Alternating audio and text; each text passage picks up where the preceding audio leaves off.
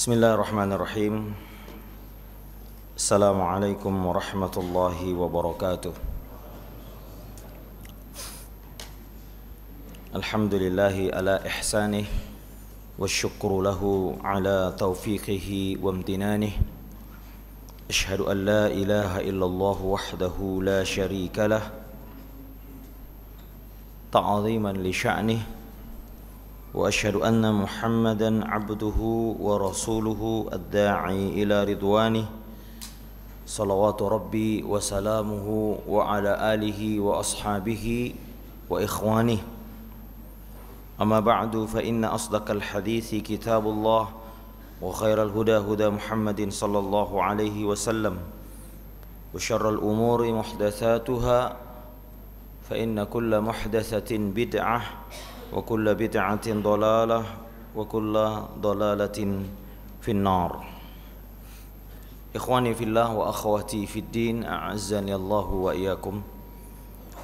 Kita memasuki kaidah yang al-qaidatus tsaminah, kaidah kehidupan yang ada di dalam Al-Qur'an, kaidah-kaidah atau ayat-ayat yang berisi tentang kaidah kehidupan diri dan masyarakat di dalam Al-Quran. Kaidah ke-8 ini adalah sebuah ayat, bahkan disebutkan ada kurang lebih 4 kali Allah mengulang-ulang kalimat ini, menunjukkan bahwa kaidah ini begitu agung di sisi Allah, yaitu ayat yang berisi tentang wala taziru waziratu wizra ukhra dalam surah Az-Zumar, dalam surah Al-Isra, dalam surah Al-An'am, ya, disebutkan diulang-ulang kalimat ini. Wala taziru waziratu wizra ukhra. Wala, tidaklah, taziru, menanggung dosa, waziratun, yakni seorang pendosa, wizra ukhra, dosa orang lain. Ya, jadi seorang tidak menanggung. Disebut di sini al-wizr dengan yang dimaksud dengan dosa, disebutkan di sini, ya, karena dosa itu adalah sebuah beban bagi seorang mukmin.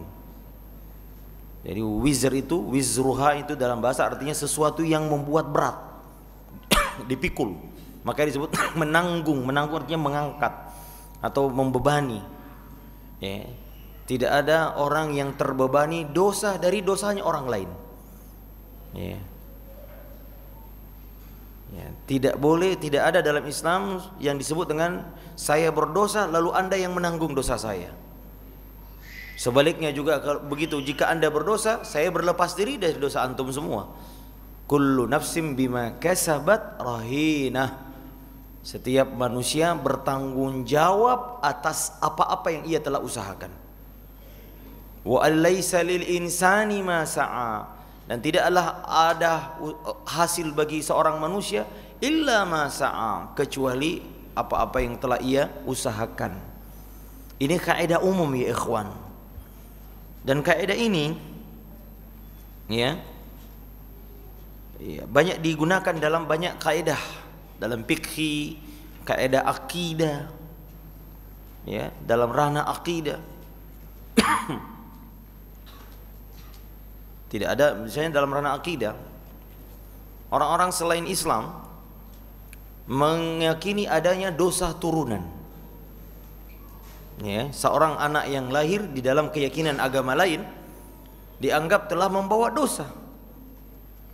Ya, dan ini akidah. Sementara agama kita mengajarkan kullu mauludin yuladu 'alal fitrah. Ya, tapi muncul kemudian ada bahwa setiap manusia lahir telah membawa dosa, maka butuh juru selamat katanya. Ya, ini tidak betul. Ya, dalam hal fikih misalnya juga kaidah ini, bahwa seorang anak, jadi ada sebuah hadis dari saya agak lupa perawinya, tapi hadis ini sahih. Ada seorang ayah dan anak datang kepada Nabi SAW. Lalu Nabi melihat kepada anaknya. Kata beliau, apakah ini anakmu? Kata beliau, demi Rabbnya Ka'bah ya Rasulullah, ini anak saya. Betul kata Nabi, diulang lagi, ya Rasulullah, saya berani bersumpah dan dia mirip anak, dia memang anak saya. Maka Nabi mengatakan, perbuatanmu adalah dosamu dan dosa anakmu bukan dosamu. Ya. Jadi masing-masing orang menanggung dosa masing-masing. Nanti disebutkan bahwa ada pengecualian, Pak, ya, nanti kita lihat di akhir ini. Tapi kita fokus dulu. Nah, maka kaidah ini ikhtisarnya, kata pengarang buku ini, annal mukallifina innama yujazuna bi a'malihim. Seorang mukallaf akan dibalas sesuai dengan amalnya. In khairan fa khairan. Jika dia berbuat baik, maka kebaikan yang akan diberikan. Wa in syarran fa syarran. Jika keburukan, maka keburukan. Wa may ya'mal mithqala dzarratin khairan yarah. Wa may ya'mal mithqala dzarratin syarran yarah. Ini kaidah umum ya ikhwan. Makanya tidak ada seorang anak langsung dikatakan karena dia ibunya berzina, ya, maka kita katakan dia menanggung, dasar kamu memang anak zina. Tidak ada dosanya ini anak. Ya. Yang berdosa ibunya. Ya. Yang berdosa ibunya. Maka ya akhi, di sini ayat ini disebutkan dosa itu dengan al-wizr. Karena ya ikhwan, di dalam Islam, dalam agama kita, dosa itu merupakan beban. Ya, penghalang kita. Makanya iyyaka na'budu wa iyyaka nasta'in di dalam Al-Qur'an, kata Syekh Utsaimin, karena na'budu itu berat, maka kita butuh pertolongan Allah. Karena dosa itu menghalangi kita taat kepada Allah Jalla wa Ala. Oleh karena itu Allah memberi ibrah atau memberi istilah dosa itu dengan al-wizr. Al-wizr. Ya, kenapa? Li'annahu yutakhayyalu thaqilan ala nafsil mu'min. Karena dia adalah sesuatu yang berat bagi seorang jiwa seorang mukmin. Nah, bahkan kita dapati kaidah ini bukan hanya umat Nabi sallallahu alaihi wasallam. Kita dapati dalam surah An-Najm misalnya bahwa Allah Ta'ala menetapkan kaidah ini kepada umat-umat sebelum kita. Ya. Dalam surah An-Najm Allah Ta'ala katakan alam yunabba bima fi suhufi Musa wa Ibrahim alladhi waffa. Ya, apakah telah belum diberitahu tentang berita yang ada dalam suhufnya Musa dan juga suhufnya Ibrahim? Allah taziru waziratu wizra ukhra, bahwasanya seseorang tidak menanggung dosa selain dia. Artinya di kaidah ayat-ayat umat-umat sebelum kita sudah berlaku kaidah ini. Ya, kesalahan kita ditanggung oleh kita sendiri. Ya, wa allaisa lil insani ma sa'a, dan tidak ada bagi manusia kecuali apa-apa yang ia telah usahakan. Ya. Dan makna ini tidak bertentangan ya dengan kaidah dalam ayat yang lain. Ya, Allah Ta'ala berfirman, wala yahmilunna athqalahum wa athqalam ma'a athqalin, dan mereka akan mendapatkan dosa mereka dan dosa-dosa yang lain. Ya, dalam surah Al-Ankabut. Ya. Dan juga ada ayat wa min auzaril ladzina yudillunahum bighairi ilm, dan dia akan menanggung dosa-dosa orang-orang yang ia sesatkan tanpa dengan ilmu. Ya, para dai-dai yang menyesatkan umat dengan fatwa-fatwanya tanpa ada ilmu, maka ya ikhwan lihat, maka ia akan menanggung dosa orang yang dia sesatkan itu. Ya. Ya. Kenapa? Karena ya akhi, disebutkan bahwa dua ayat ini tidak bertentangan. Karena yang disebut dengan menanggung dosa orang lain adalah dosa yang ia menyebabkan orang lain berdosa karena dia. Jadi ada sahamnya dia di situ. Ya. Ketika dia mengajak orang lain atau disebabkan karena dia yang memfasilitasi atau dia yang memberi propaganda, dia yang mencontohkan, maka dia ada saham di dalam dosa itu. Maka Allah Ta'ala katakan ia menanggung dosa orang-orang yang dia sesatkan itu. Ya. Kama anna du'at ilal hadyinya, sebagaimana orang yang mengajak kepada kebaikan yusibuhumullahu ala amalihim wa amali man ihtada bihadihim. Ya, dan makanya setiap orang yang mengajak mandalla ala khairin kafa'ilih. Kata Nabi SAW, barang siapa yang menunjukkan kepada kebaikan, maka seolah-olah ia ikut juga melakukan itu. Ya. Ya, maka sebaliknya keburukan juga seperti itu. Ya. Makanya orang-orang kafir Quraisy, ya, berusaha mengajak orang-orang yang beriman untuk kembali ke kekafiran. Dan berusaha memperhatakan orang kafir agar tidak beriman kepada Nabi SAW dengan memberi syubhat, ya. Apa kata dia? Wa qala alladziina kafaru lil ladziina aamanu ittabi'u sabilana wa linahmil khatayakum wa ma hum bihamilina min khatahim min syai'an. Kata orang kafir, ikuti jalan kami, jalan kekuburan. Ya. Kenapa? Wa linahmil khatay, biar kami yang menanggung dosa kalian. Wow, itu. Kan banyak orang seperti itu, ya. Enggak apa-apa, ntar saya tanggung dosanya, ya. Nah, ya. Iya. Wa ma hum bihamilina min khata'im min syai'. Bahkan mereka tidak bisa menanggung dosanya. Ya. Innahum lakadzibun, mereka itu pendusta. Nah, lalu dilanjutkan ayat wala yahmilanna athqalahum wa athqalam ma athqalin. Kecuali kalau dia yang mengajak memprovokasi orang, maka Allah kata mereka akan membawa dosanya dan dosa orang lain yang dia menjadi sebab karena dosa itu. Ya, wala yus'alunna yaumal qiyamah amma kanu, ya, yaftarun, dan mereka akan ditanya oleh Allah di hari kiamat terhadap apa-apa yang mereka ada-adakan di dunia ini. Ya. Kalau kita perhatikan, ya ikhwan, di dalam Al-Qur'an juga ada kaidah ini diterapkan dalam banyak kisah, ya. Contohnya adalah kisah Nabi Yusuf alaihissalam. Ketika ia membuat semacam usaha agar Bunyamin tinggal di, kan singkat cerita kan bagaimana Nabi Yusuf bertemu dengan saudara-saudaranya, sementara saudaranya tidak tahu kalau itu Nabi Yusuf karena dia sudah jadi menteri. Maka dia berusaha agar anak saudara kandungnya seibu dan sebapak dibawa oleh, yaitu Bunyamin. Maka tatkala Bunyamin datang, Bunyamin dibawa ke kamar, saya ini Yusuf. Nah, maka Nabi Yusuf berusaha untuk mengambil Yusuf kembali, maka dia berusaha membuat semacam usaha, ya, rekayasa. Maka ada piala yang dimasukkan ke dalam karungnya Bunyamin. Ya. Maka berteriaklah ketika mereka pulang, berteriaklah seorang pengawal, kami kehilangan piala.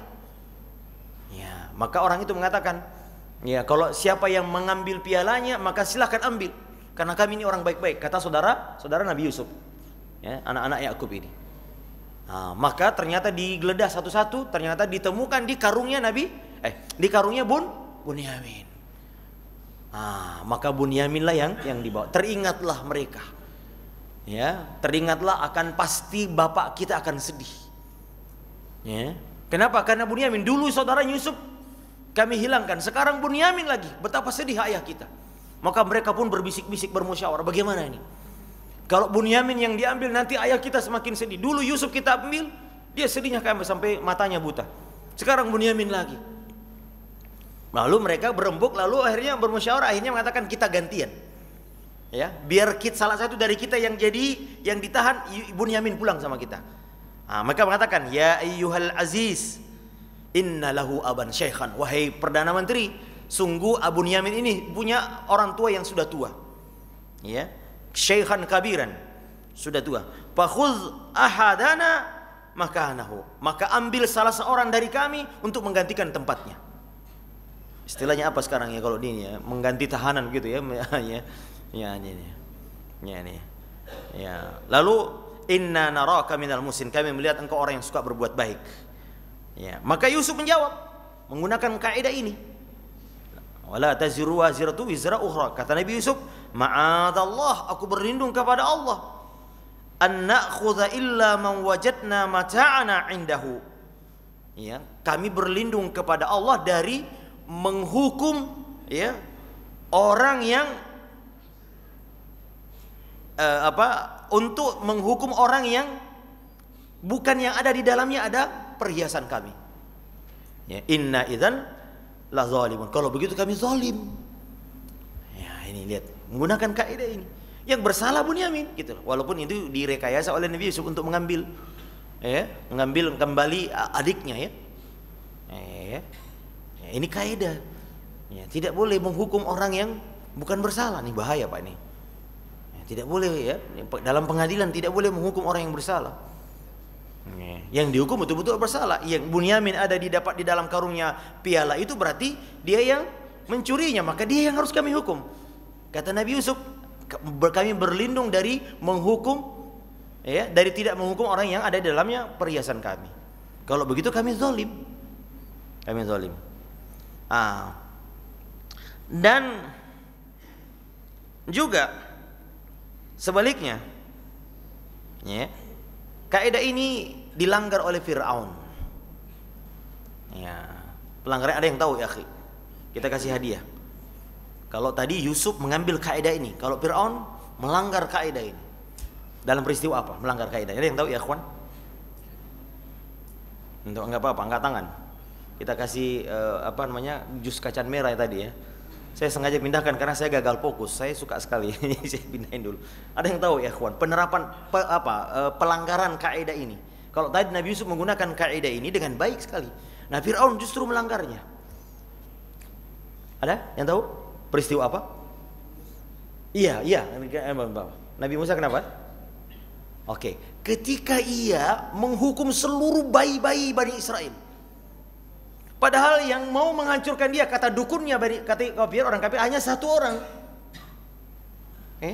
Hanya satu orang. Akan ada bayi Bani Israel. Ini paranormalnya Fir'aun. Maka lihat Fir'aun membabi buta. Pokoknya semua bayi yang lahir dari kalangan Bani Israel sembelih. Subhanallah. Nah, ini banyak diterapkan juga pemimpin-pemimpin otoriter, Pak ya. Ya, satu orang yang bersalah tapi ya ada satu orang yang berpura-pura menjadi bawa pelihara jenggot. Ya, lalu kemudian dia mengebom sana ini, kemudian jenggotnya mungkin hanya untuk ini, semua orang berjenggot disalahkan. Ya. Tidak boleh kita gebeah begitu saja ya, kawan. Yang bersalah siapa ya? Sebagaimana kata Nabi SAW, ada seorang nabi dulu ditegur oleh Allah. Kenapa? Karena dia digigit satu semut. Lalu dia perintahkan satu sarang semut dibakar. Kata Allah Subhanahu wa taala, kenapa bukan cuma satu? Kita kan begitu Pak ya, digigit semut, wah mana nih teman-teman semut yang lain yang tidak berdosa dibakar semua. Antum berdosa kalau begini. Ya akhi. Bagaimana dengan kita sekarang? Ya, pulang ke rumah semua bersalah di mata kita kalau sudah capek ya. Ya, anak-anak yang lagi belajar, gara-gara kamu semua, ini papa hilang kaos kakinya ya ini. Ya kan ya. Semua istri yang hanya ini, semua istri yang bersalah lari ke anak-anak. Dibawa-bawa ke kantor, masalah dengan rumah tangga, bawahan jadi sasaran. Ya, jadi bawahan sudah tahu bos lagi ada serk dengan istrinya nih, pasti kenapa dia marah-marah di kantornya. Kenapa anak buah kita jadi sasaran ya kawan? Allah ingat kaidah ini, la taziru waziratu wisra ukhra. Terkadang dibawa-bawa ke masjid, ada masalah di rumahnya, di masjid semua orang didebat ini. Ya akhi, ya, tidak orang yang bersalah saja kita ini, ya, sampai di mobil juga berkendaraan semua orang dicaci maki. Ya apa salahnya? Nah oleh karenanya ya akhwan ya, kaidah ini bisa dibawa kepada aspek kehidupan yang lain, ya. Ya. Dan ya, orang yang tidak ada kaitannya dengan perbuatan itu tidak boleh kita terapkan kaidah ini ya. Ya, hanya orang yang betul-betul melakukan kesalahan itulah yang harus kita ini. Ya. Taib ya ikhwan. Ini merupakan kaidah ini ya ikhwan, merupakan salah satu hikmah keadilan Allah tabaraka wa taala. Ya, Allah salah satu memiliki nama Al-Adl, memiliki yakni Maha Adil. Ya. Allah wa ma rabbuka bidzallamin lil abid. Kata Allah, Allah tidak menzalimi kepada hamba-hambanya. Ya, salah satu bentuk keadilannya bahwa ada dalam ayat, antum bawa Quran semua Pak, kita lihat ada sebutkan para mufassirin, ada surah Al-Isra ayat 15. Ya, surah Al-Isra ayat 15. Sebagian ulama Ibnu Qayyim rahimahullahu taala menyebutkan bahwa ayat ini menjelaskan keadilan Allah, ya, dan hikmahnya yang sempurna. Surah Al-Isra surah yang ke-17 ayat 15. Perhatikan ada 4 kalimat yang menunjukkan keagungan keadilan Allah, puncak kemahaadilan Allah tabaraka wa taala, kesempurnaan hikmahnya. Lihat. Kata Allah, "Man ihtada fa innama yahtadi li nafsihi." Ini keadilan pertama. Barang siapa yang mengikuti petunjuk Allah, ya, maka sesungguhnya dia berbuat baik untuk dirinya sendiri. Ya. Ini 4 hukum yang berupa hikmah Allah, keadilan dan keutamaannya. Ya. Coba lihat, yang pertama, man ihtada fa innama yahtadi li nafsi. Al-Imam Ibnu Katsir rahimahullah dalam tafsirnya, beliau mengatakan bahwa Allah memberitakan kepada kita bahwa barang siapa yang berbuat baik, mengikuti petunjuk Allah, petunjuk Rasul sallallahu alaihi wasallam, mengikuti al-haq, maka sesungguhnya ia mendapatkan akibat yang terpuji bagi dirinya sendiri. Ini keadilan Allah. Ya ikhwan, antum salat berjamaah, ya antum menuntut ilmu capek-capek duduk seperti ini, kebaikannya untuk antum sendiri. Nah, ini keadilan. Ya. Lalu kemudian wa man dhalla fa innama yadhillu 'alaiha. Ini kaidah kedua. 4 pilar keadilan Allah, kata Ibnu Qayyim rahimahullah. Wa man dhalla, barang siapa yang sesat, yang mengikuti jalan kekufuran, jalan kesesatan, ya, maka fa innama yadhillu 'alaiha, maka sesungguhnya dia tersesat bagi kerugian dirinya sendiri. Ya. Imam Ibnu Katsir rahimahullah menafsirkan bahwa barang siapa yang sesat, ya, sesat dari al-haq, menyimpang dari jalan yang lurus, ya, maka sesungguhnya kejahatan kembali kepada dirinya, dan keburukan itu akan menimpa dirinya sendiri. Kemudian yang ketiga, wala taziru waziratu wizra ukhra. Kata Allah, dan seorang yang berdosa tidak memikul dosa orang lain. Ya. Ya. Orang yang berbuat jahat, ya, tidak berbuat kejahatan kecuali bagi dirinya sendiri. Ini ya akhwan, ya. Ya. Makanya Allah Ta'ala berfirman, wa in tad'u musqalatun ila himliha la yuhmalu minhu syai'. Kata Allah, jika seorang yang berat dosanya memanggil orang lain untuk memikul dosanya, tidaklah akan dipikulkan untuknya sedikit pun. Makanya di akhirat nanti Allah Ta'ala menyebutkan, yauma yafirrul mar'u min akhihi wa ummihi wa abihi wa sahibatihi wa banihi. Sendiri-sendiri ya ikhwan. Wa kulluhum atihim yaumal qiyamati farda. Setiap orang akan mendatangi Allah dengan farda, nafsi-nafsi, sendiri-sendiri. Karena kita menanggung dosa kita masing-masing. Oke, baik. Yang keempat, apa? Wa ma kunna mu'adzibina hatta nab'atha rasula. Lihat, ini keadilan Allah yang keempat, bahwa Allah tidak akan mengazab sebuah kaum kecuali akan diutus sebelumnya pemberi peringatan. Ini adil ya akhwan. Maka ya akhi, jangan menghukum anak kita, ya, sesuatu yang belum kita jelaskan, ya. Tiba-tiba dipukul, kenapa Pak? Kamu bersalah. Apa salah saya Pak? Kamu begini. Loh, saya nggak pernah dikasih tahu. Nah, ya. Sebelum kita menghukum anak kita, beritahu mana yang salah, mana yang benar, mana yang boleh, mana yang tidak boleh. Ya. Allah tidak menghukum sebuah kaum kecuali Allah kirim Rasul, pemberi peringatan.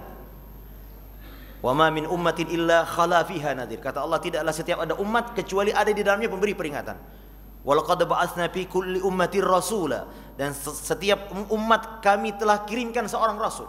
An ibudullah wajtanibut tagut, yang memerintahkan manusia untuk menyembah Allah dan menjauhi kesyirikan. Ini keadilan Allah ya akhwan. Karena itu di dalam hadis disebutkan, di akhirat nanti ada 4 orang yang diberi uzur. Ya. Yang pertama al-asam, orang yang apa ini? Apa namanya tidak bisa mendengar ya, ikhwan? Tuli, dia kata, "Ya Rob, saya tidak mendengar." Ya. Saya tidak mendengar, disebutkan agak lupa hadisnya, perkataannya. Cuman kira-kira dia katakan, ya, Rabbi laqad ja'al Islam wa ma asma'u syai'an. Ya, telah datang kepada aku Islam, tapi aku tidak mendengarnya karena maka diberi uzur ini, Pak. Ya, bagaimana dia mau mendengar dakwah? Dia nggak bisa, kecuali sekarang ada teknologi ya yang bisa ya, apa dengan begini. Dulu nggak ada ya. Kemudian yang kedua adalah al-ahmaq, orang pandir yang yang agak apa namanya ini ya, idiot begitu. Ya, dia katakan, "Ya Rabbi laqad ja'al Islam was-sibyanu yahdzibuni bil ba'r." Ya Allah, telah datang Islam, tapi anak-anak kecil melemparkan aku dengan kotoran binatang. Maksudnya karena orang bodoh, orang gila ditipu. Bagaimana saya bisa tahu Islam? Dia datang memberi hujah di hadapan Allah Jalla wa Ala, ya ikhwan. Ya. Apakah antum termasuk empat ini? Kalau tidak, antum tidak punya hujah di hari kiamat nanti ya. Nah, yang ketiga adalah al-haram, orang yang pikun. Ya, fa yaqulu Rabbi laqad ja'al Islam wa ma a'qilu syai'a. Ya Rabb, telah datang Islam, sedang aku tidak punya akal sedikit pun waktu itu.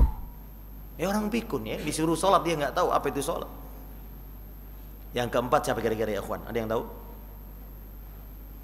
Ada yang keempat?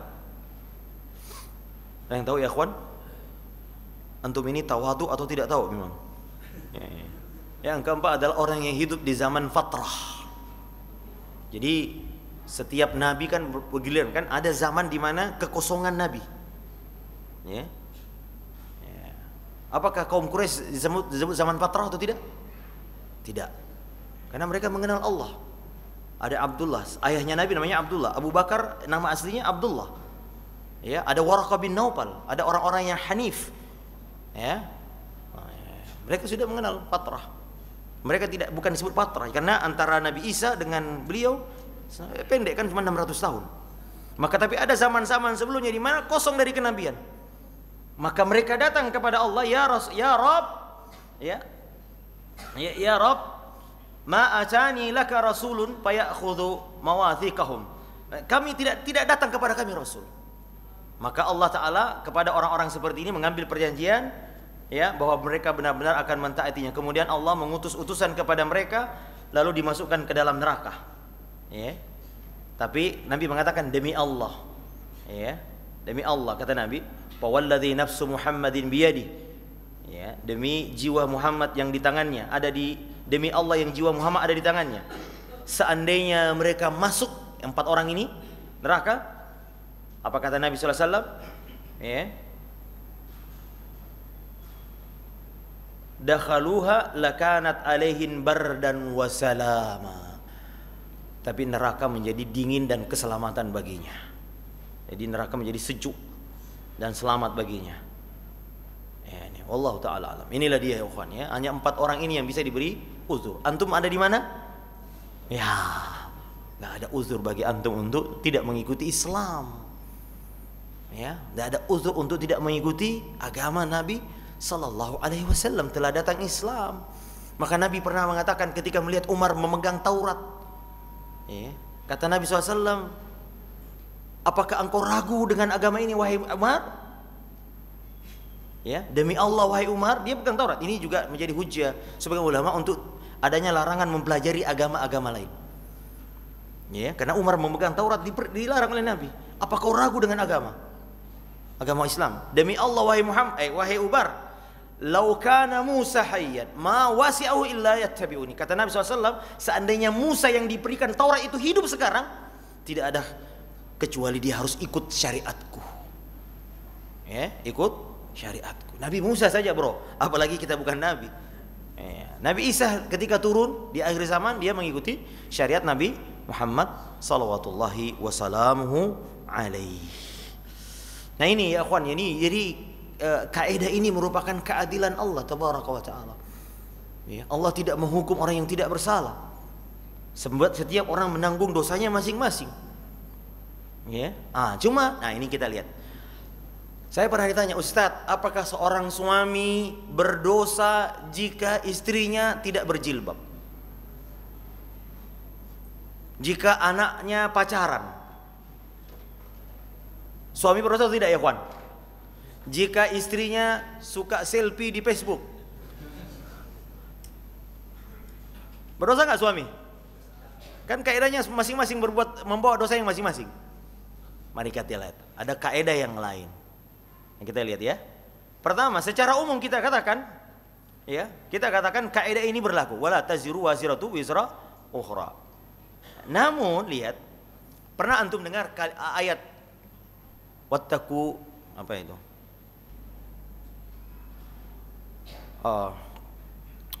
Ada yang tahu ayatnya? Saya agak lupa, tidak hadir dalam ingatan saya.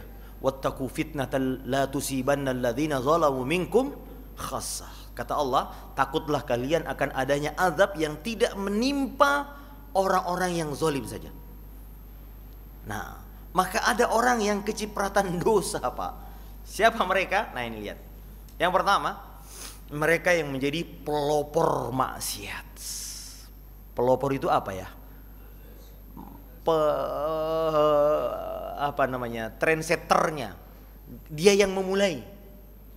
Maka Nabi SAW mengatakan, ma tuqtalu nafsan, tidaklah setiap jiwa terbunuh illa, kecuali kata Nabi SAW, anak Adam yang pertama, yakni siapa namanya? Ya, Qabil ya, tapi penamaan Qabil ini tidak ada asal-usulnya dalam syariat Islam. Ini mungkin dari kisah Israel.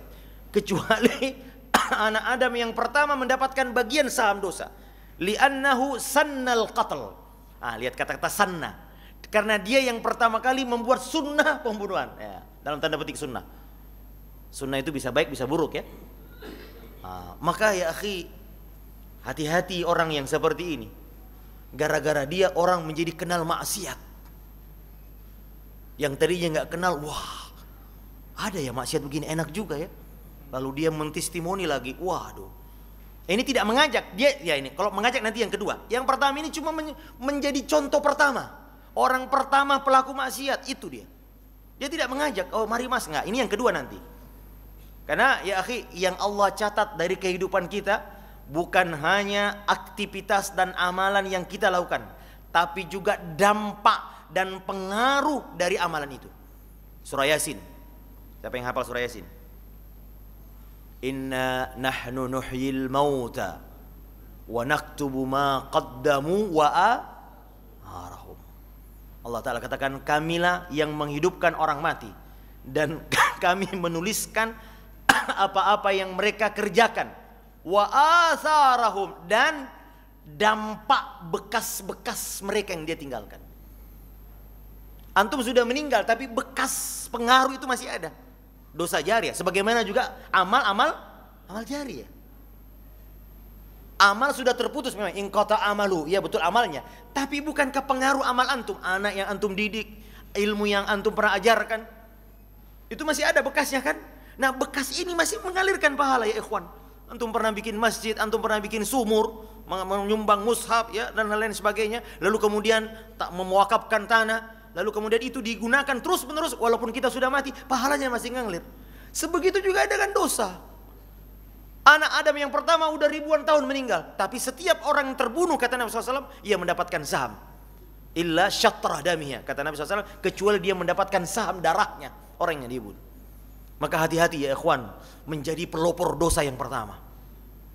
Enggak boleh ya. Makanya ini kita ingatkan para figur public figure di Indonesia, yang orang semua matanya memandang dia, pakaiannya semua. Ya, makanya tidak mudah menjadi public figure ya ikhwan ya. Dalam hadis disebutkan, man sanna fil islami sunnatan hasanah, ya, kana alaihi ajruha wa ajru man amila biha min ba'di. Kata Nabi SAW, barang siapa yang mencontohkan satu sunnah yang baik, ya, contoh perbuatan amal yang baik, ya, maka baginya pahalanya dan pahala orang-orang yang mengikuti sesudahnya. Sebaliknya, wa man sanna sunnatan sayyi'atan, barang siapa yang mencontohkan sunnah yang buruk, perbuatan yang buruk, kana alaihi wizruha wa wizru man amila biha min ba'di, dan baginya dosanya dan dosa orang yang mengerjakan sesudahnya. Min ghairi ayyang kusa min auzari syai', sampai mengurangi dosa orang yang pelaku dosa itu sendiri. Hati-hati ya ikhwan ya. Ya. Jadi orang ini tidak mengajak, ya. Orang ini juga tidak memotivasi orang, ya. Namun orang ini bermaksiat di hadapan orang, ya. Sehingga orang lain diam-diam meniru dia. Ini dia.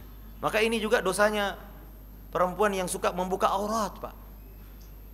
Mungkin dia tidak bilang, lihat saya, ya. Tapi dia berjalan dengan wangi-wangian, dengan lenggak-lenggok. Lalu selfie di mana, selfie di situ, dia kelihatan semua orang, maka orang akan memikirkan yang enggak, dihayalkan ini, dihayalkan itu, maka dosanya luar biasa. Ya. Hati-hati. Ya. Baik, yang kedua, siapa orang yang kecipratan dosa adalah orang yang mengajak. Tadi cuma mencontohkan kan, ini mengajak. Ya. Makanya Nabi pernah mengatakan du'atu ila jahannam, ada dai-dai kepada neraka jahannam, ya. Nabi pernah menggaris-garis ini jalan sabilullah. Nah, lalu di garis sampingnya ada jalan-jalan sesat, dan Nabi mengatakan di setiap jalan ada dai-dainya, dai aliran sesat, ya. Ayo sini Pak, sini, ya. Maka ya akhi, ya, inilah yang disebutkan tadi dalam surah An-Nahl, liyahmilu auzarahum, mereka akan memikul dosa-dosa, ya, dosa-dosa mereka, ya, wa min auzaril ladzina yudillunahum bighairi ilm, dan dosa-dosa orang yang ia sesatkan tanpa ilmu sedikit pun, ya. Ya. Kata Imam Mujahid rahimahullah ketika menafsirkan ayat ini, yahmilun athqalahum, maksudnya menanggung dosanya adalah dzunubahum wa dzunuba man ata'ahum, dosanya dan dosa orang-orang yang mengikutnya. Maka ya akhi, orang yang pertama kali harus benar adalah dai-dai dulu. Ya. Kalau dai-dai ini benar, maka dia mengajak kepada kebaikan. Maka dosa para dai kalau dia mengajak kepada kesesatan, maka ia berdosa dan dosa orang yang mengikuti kesesatannya. Waliyadzubillah. Ya. Kata Nabi SAW dalam hadis yang lain, dalam hadis riwayat Ahmad, riwayat Muslim dan lainnya, man da'a ila dhalalatin, siapa yang mengajak kepada kesesatan, kana alaihi minal its, baginya dosa, mislu adzami man tabi'ahu, dan juga dosa orang yang mengikutinya, la yang qusu min adzami syai', tidak dikurangi sedikit pun dosanya. Ini dia ikhwan ya. Jadi hati-hati mengajak orang. Kemudian yang ketiga, nah ini nih yang ketiga, membiarkan kemungkaran terjadi padahal dia mampu mencegahnya. Inilah kita ini para suami, Pak, ya. Anaknya dijemput pacaran, dia nggak marah, ya kan? Istrinya selfie, dia nggak marah, ya. Istrinya tidak pakai jilbab, dia nggak marah, ya. Nabi SAW, ya, Nabi dalam hadis Abu Sa'id Al-Khudri, hadis riwayat Muslim. Nah, saya kira hadis ini sangat masyhur di negeri kita. Man ra'a minkum munkaran falyughayyirhu biyadihi, fa illam yastati' fa bilisanihi, wa illam yastati' fa biqalbihi, wa dzalika adhaful iman. Nah, jadi Pak, bagian dari pengingkaran kita adalah menjauhi, ya. Jadi kalau ada orang yang melihat kemaksiatan lalu dia diam saja, kata Nabi SAW, seolah-olah dia ridha. Ya akhi, ridha kepada kekufuran adalah kufur. Paham maksudnya? Ridha kepada kesyirikan berarti ikut syirik. Ya. Kita nonton tayangan kesyirikan misalnya, lalu kita nonton. Nah, makanya ini juga nih, nonton video porno. Dosa atau tidak, Pak? Loh, saya kan tidak melakukan. Berarti kalau Anda menontonnya berarti seolah-olah Anda membenarkan dan menyetujui itu kan? Berarti dosa atau tidak? Dosa ya ikhwan. Apalagi kalau itu di bawah kekuasaan antum, istri kita, lalu kita biarkan dia, dosa, bro. Maka Nabi mengatakan salasatun, ada 3 orang, la yanzurullahu ila yaumil qiyamah, Allah tidak akan melihatnya di hari kiamat. Ya. Siapa yang mereka? Yang pertama al-aqu liwalidayhi, orang yang durhaka kepada orang tuanya. Yang kedua adalah al-mar'atul mutarajjilah, wanita yang kelaki-lakian. Dan yang ketiga ad-dayyus. Siapa ad-dayyus? Ya. Siapa? Ar-rajulul ladzi la ghirata lahu bi ahli, orang laki-laki yang tidak punya rasa cemburu kepada istrinya, kepada keluarganya.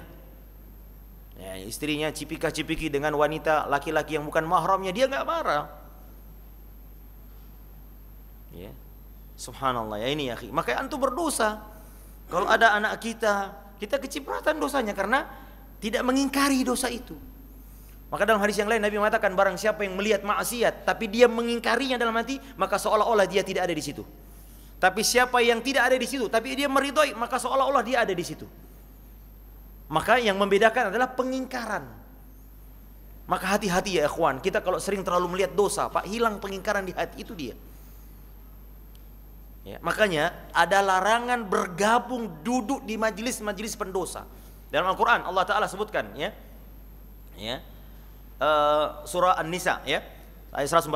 Allah Ta'ala katakan, wa qad nazzala alaikum, ya, sungguh Allah telah menurunkan kepada kalian fil kitabi, di dalam Alkitab, dalam Al-Quran, bahwa an idza sami'tum ayatillahi yukfar biha wa yustahzahu biha fala taq'udu ma'hum. Jika kalian mendengar ayat-ayat Allah diingkari, ayat-ayat Allah diperolok oleh orang-orang kafir dan orang-orang munafik, apa kata Allah? Fala taq'udu ma'hum, jangan kalian duduk bersama mereka. Majelisnya orang-orang kafir ini, majelisnya ahli maksiat. Kenapa? Hatta yakhudu fi haditsin ghairi, sampai mereka memindahkan pembicaraan kepada yang lain. Kenapa? Kalau kalian tetap duduk bersama mereka, kata Allah, lihat, innakum idzan mithlahum. Kalau begitu kata Allah, kalian sama dengan mereka. Wal iyadu billah. Ya. Maka ya akhi, ya, namun kita harus juga tahu bahwa ada kaidah pengingkari kemungkaran. Ada kaidah mengingkari kemungkaran. Yang paling pertama adalah orang yang bisa dengan tangannya. Siapa? Ya orang tua dengan anaknya, guru kepada muridnya, RT kepada warganya, RW kepada warganya, terutama yang paling berkepentingan sebetulnya ulil amr. Ya, karena mereka yang punya kekuasaan. Mereka yang harus, ya, aktif ini. Nah, untuk antum di keluarga ini yang paling penting. Nah, kalau tidak bisa dengan lisannya, maka pengingkaran dengan hati inilah selemah-lemah, Pak. Saya khawatir kalau ini juga tidak ada, wal iyadu billah. Wal iyadu billah.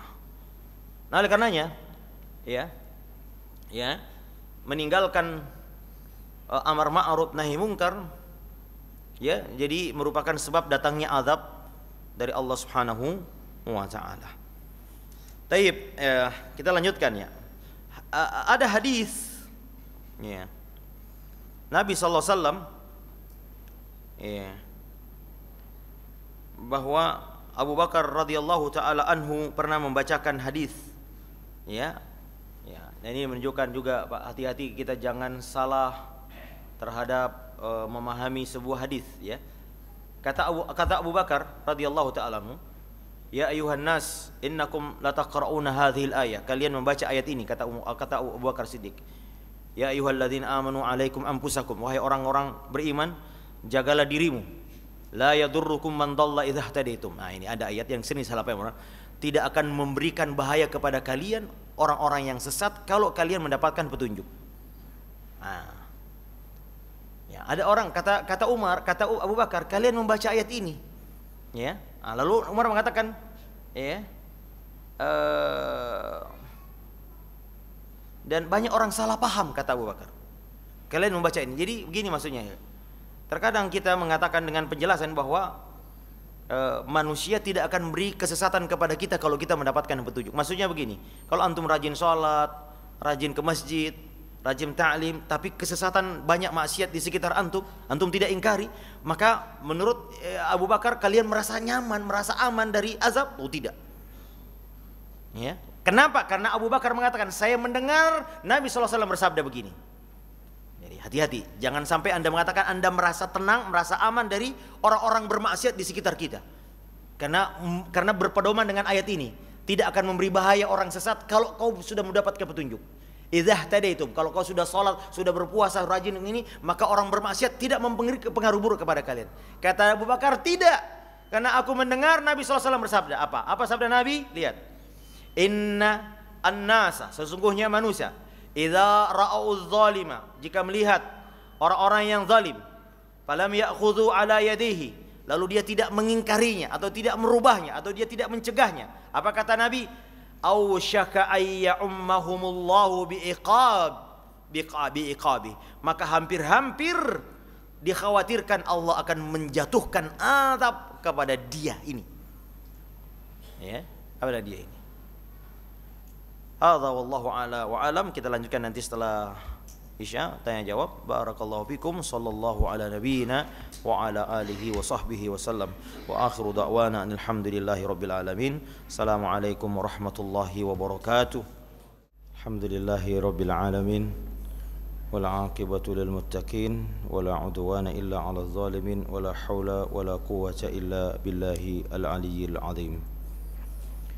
Ya ikhwan, ada kesimpulan dari pengarang buku ini dari bab atau kaidah yang ke-8 ini. Pertama kata beliau, la tuhammil fashlaka ala dhahri ahadin. Jangan engkau bebankan kegagalanmu terhadap orang lain. Ya. Jadi salah satu faedah dari kaidah ini adalah ya kita bertanggung jawab dengan apa yang kita lakukan. Ya. Gara-gara setan nih Ustaz saya begini. Nah ini ya, dosa-dosa kita ya. Ya. Yang kedua, lasta mukallifan bi akhta'il akharin. Anda tidak tidak terbebani dengan dosa orang lain. Lakin tapi kata beliau ada pengecualian. Man ja'alakallahu mas'ulan anhum fadayya'tahum. Jika Allah Ta'ala memberimu amanah dan tanggung jawab, ya, lalu Anda dayya'tahum, menyia-nyiakan tanggung jawab seperti tadi orang tua terhadap anak, maka kalian akan dimintai pertanggungjawaban biqadri taksirika ma'ahum, sekadar sesuai dengan ya kelalaianmu terhadap orang-orang yang engkau diberi amanah. Ya. Kemudian yang ketiga kata beliau, jangan menghindar atau jangan tidak peduli terhadap kesalahan orang lain lalu dengan alasan wala taziru wa ziratu wizra ukhra. Kita ada tanggung jawab amar ma'ruf nahi munkar. Oleh karena itu, ya, ada hadis dari Sahih Muslim dari Ummi Zainab binti Jahsy, istri Nabi sallallahu alaihi wasallam, bahwa dia pernah bertanya kepada Nabi sallallahu alaihi wasallam, ya, faqalat lahu ya Rasulullah anuhliku wa fina salihun, apakah kita akan dibinasakan oleh Allah dan di antara kita ada orang-orang soleh? Ya, kata Nabi SAW, na'am, ya, idza kathural khabath, jika merajalela keburukan. Orang soleh ini tidak memberi amar ma'ruf nahi mungkar, maka ya ikhwan, ya kebinasaan akan menimpa kita kalau antum-antum kita semua yang punya tanggung jawab tidak menegakkan amar ma'ruf ini. Ya. Tadi disebutkan ausyaku ayya ummahumullahu biiqabi. Jika ada orang, innan nasa idza ra'au munkaran, sungguhnya manusia jika melihat kemungkaran dia tidak ada tidak mau merubahnya, maka hampir-hampir Allah menjatuhkan hukuman gara-gara itu. Ya. Yang keempat, idza aghdabaka ahaduhum bisyari' fama dzambu tullabika wa usratika antasilahum ghadiban. Ya. Kata beliau, jika ada orang yang memarahi engkau di jalan, kita di orang ada yang bentak-bentak kita. Ya, lalu kata beliau, apa dosanya anak-anakmu di rumah dan istrimu di rumah, kemudian engkau melampiaskannya kepada mereka. Ya. Kita yang bermasalah di kantor, Pak, ya. Lalu kemudian di rumah kita lampiaskan, mentang-mentang di kantor kita bawahan, di rumah atasan, ini giliran kita yang anak-anak kita. Apa dosa mereka? Wala taziru waziratu wizra ukhra. Hadza wallahu a'la wa alam. Allahumma anfa'na bima 'allamtana wa 'allimna bima yanfa'una wa zidna ilman. Sallallahu. Ada yang mau bertanya ya, ikhwan? Tafadhal ya Ustaz.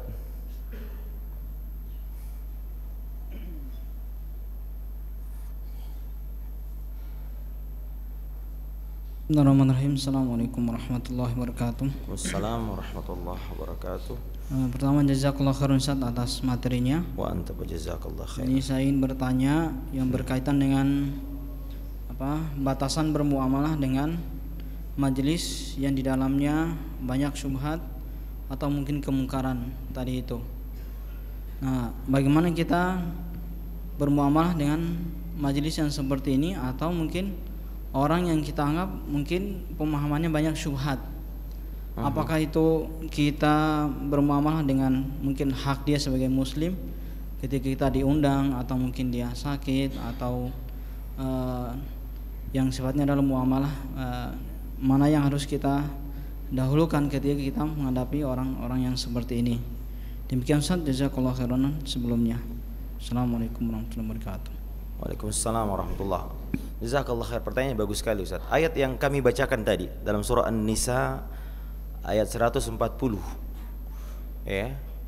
Dan ini dijadikan dalil oleh para salaf ya, bahwa ya, dan banyak asar-asar dari para salaf ya ikhwan, yang menganggap sama antara orang yang bersahabat dengan pelaku maksiat, dan bukan hanya pelaku maksiat, pelaku penyebar kesesatan ya, ya, dan bermajelis dengannya ke dalam hukum mereka sendiri. Maksudnya mereka menyamakan antara bersahabat atau bermajelis sama dengan hukum pelaku dosa itu sendiri. Nah, maka dilarang kita duduk di majelis-majelis mereka. Sebagaimana dalilnya adalah tadi ayat 140 surah An-Nisa. Ya, Allah Ta'ala katakan ya, la fala taqudu ma'ahum hatta yakhudu fi haditsin ghairi. Jangan kalian duduk bersama mereka sampai mereka memindahkan pembicaraan, katanya innakum idzam mithlahum. Kalau kau tidak menyingkir, kalau kau tidak pindah dari majelis mereka, maka sama saja kamu dengan mereka. Ya, jelas sekali bahwa duduk di majelis yang di dalamnya ayat-ayat diselewengkan, ya, ajaran-ajaran Islam dipahami dengan hawa nafsunya, tidak di atas pemahaman qala Allah wa qala Rasul sallallahu alaihi wasallam, di atas pemahaman para salafus saleh, ya, maka sama saja Pak, kita sama hukumnya dengan mereka. Ya, karena Nabi Allah Ta'ala kata innakum idzan mithlahum, kalian sama dengan mereka. Paling tidak kita meridhoi. Ya, itu ya akhi ya.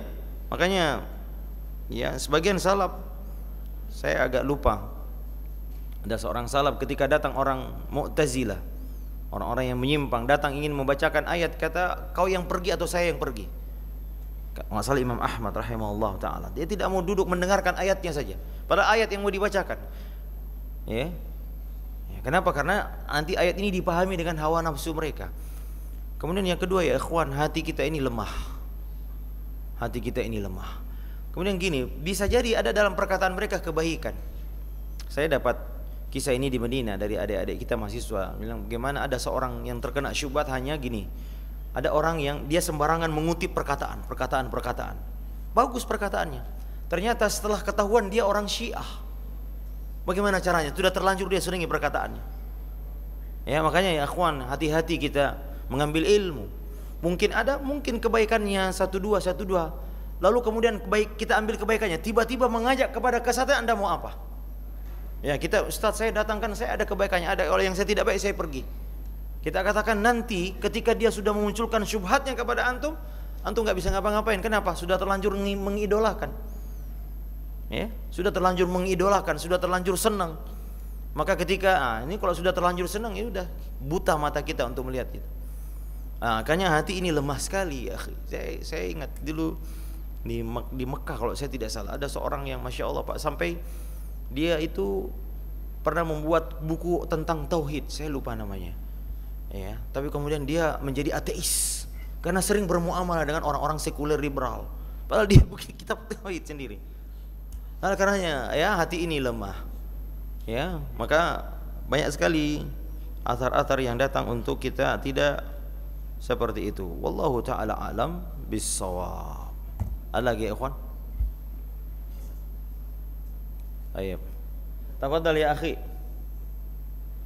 Masya Allah syabab. Bismillahirrahmanirrahim. Assalamualaikum warahmatullahi wabarakatuh. Assalamualaikum warahmatullahi. Jazakumullah khair, Pak Wa Ustaz. anta fa jazakallah khair. Mohon maaf sebelumnya kalau sekiranya ini nanti mungkin keluar dari materi. Tapi saya ingin sedikit penjelasan Pak Ustaz terkait dengan amar ma'ruf nahi munkar. Dewasa ini kan kita melihat ya mungkin ada yang namanya FPI apa dan sebagainya. Itu kan melakukan mereka mengklaim bahwa melakukan amar ma'ruf nahi munkar. Cuman saya ingin bertanya apakah ini sudah berdiri di atas sunnah atau belum? Karena saya teringat sebuah kasus di waktu saya kecil di Sulawesi Selatan. Ada kejadian bahwa nahi munkar ini bersatu antara massa daripada pesantren dengan semua warga. Semua pelaku kejahatan baik itu hanya difitnah atau tidak, begitu mereka masuk daftar hitam, mereka langsung dibunuh pada saat itu. Siapa yang membunuhnya, akhi? Warga dan bergabungnya masa pesantren dengan masyarakat setempat. Iya. Itu di tahun 90-an, Pak Ustaz. Iya. Pertanyaan saya, apakah mereka ini sudah berdiri di atas sunnah? Iya. Sedangkan kita paham bahwa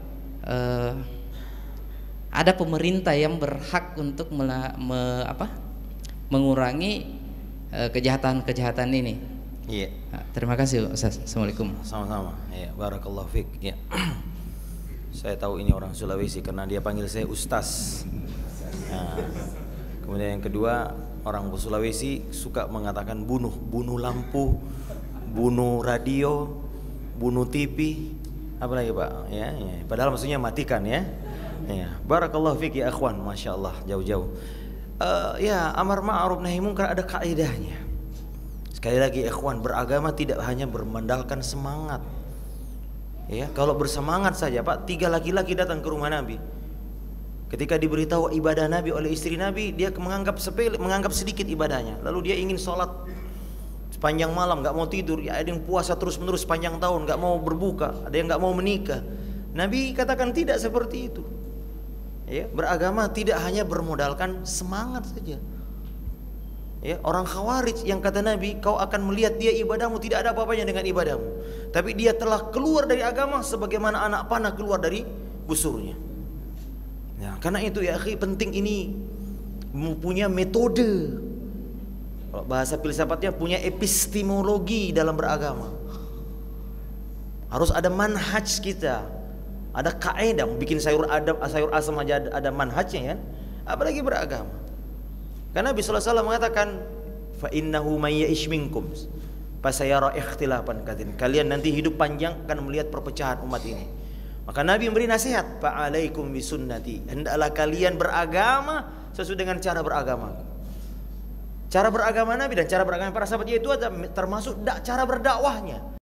Bukan hanya syariatnya saja, muamalahnya juga, cara berdakwahnya juga, akidahnya, syariatnya, ibadahnya, akhlaknya, siasahnya, dakwahnya, metodenya, semua metode Nabi sallallahu wasallamu alaihi.